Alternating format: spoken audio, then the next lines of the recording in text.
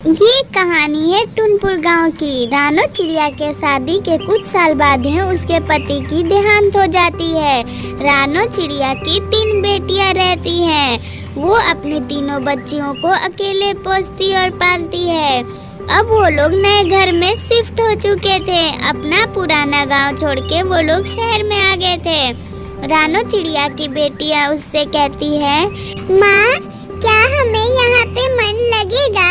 हम लोग इस शहर में तो बिल्कुल अनजान हैं। तभी रानो कहती है, बेटा हर जगह सब लोग पहली बार अनजान ही होते हैं। हम लोग यहाँ रहते रहते पुराने हो जाएंगे।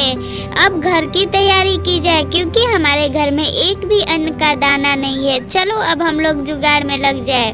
तभी उसकी बेटी बोलती है, माँ सब्जी लाने मैं अकेले जाऊंगी। आप मुझे जाने देंगी तभी तो मैं बाहर का सब दुनिया देख पाऊंगी। रानो उससे कहती है, नहीं बेटा तुम अकेले मत जाओ। अभी वो जिद करने लगती है, अपनी मम्मी की बात नहीं मानती।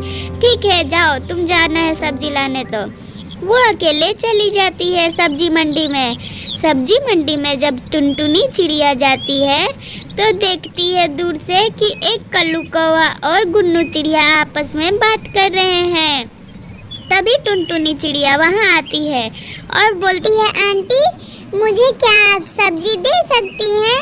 हम लोग इस शहर में नए हैं तो आप मुझे थोड़े कम दाम में ही सब्जी दे देना। अभी तो हमें अपने घर की पूरी देखभाल करनी है और जिम्मेवारी उठानी है। तभी पीछे से कल्लू कौवा हंसते हुए कहता है, जब सस्ती सब्जियां चाहिए तो बगल के गांव में चले जाओ, तुम भी सस्ती हो जाओगी। टुनटुनी चिड़िया नादान बच्ची रहती है। वो उसके बात को सच मान के उस भूतिया गांव में चली जाती है जहां पर एक बहरूपिया चुड़ैल रहती है। वो उस गांव में जाके आवाज लगाती है, दादी माँ क्या आप मुझे सब्जी की दुकान बता सकते हो? उसे बिल्कुल नहीं पता था कि जिसे वो दादी माँ समझ रही है वो एक बहरूपिया चुड़ैल थी। तभी वो कहती है कि हाँ हाँ क्यों नहीं, मैं ही हूँ वो सब्जी वाली। ये जो तुम्हें घर दिख रहा है ये मेरा सब्जी मंडी ही है। गुनगुनी चिड़िया के बताए हुए जगह पे तो टुनटुनी आ गई थी। अब उस जगह पे आके वो सब कुछ सुनसान लग रहा था। उसे बिल्कुल भी अच्छा नहीं लग रहा था। तभी वो देखती है कि वो दादी माँ एक भूतिया चुड़ैल का रूप ले लेती है और जोर जोर से हंसती है। कहती है, ए बच्ची मैं तुझे ज़्यादा देर बेवकूफ़ नहीं बनाऊंगी। बहुत दिनों से भूखी हूँ, अब तो मैं सीधे खाना खाऊंगी।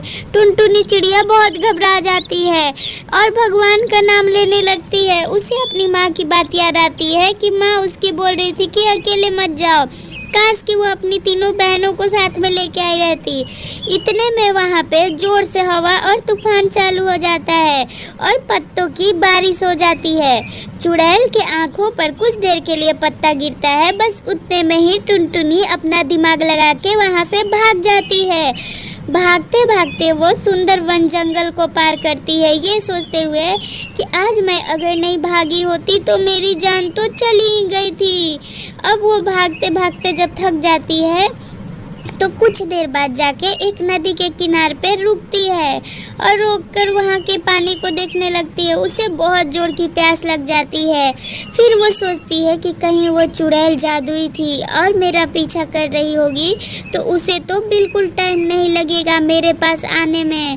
और अगर मुझे कुछ हो जाता है तो मेरी माँ नए शहर में इधर उधर भटकते फिरेगी और मेरे पापा भी नहीं है।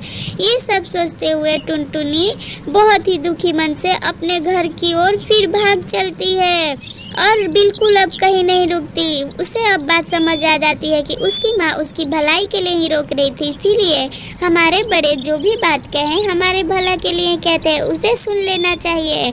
ऐसी कहानी देखने के लिए मेरा चैनल सब्सक्राइब कर लें और वीडियो को एक लाइक ज़रूर कर दें।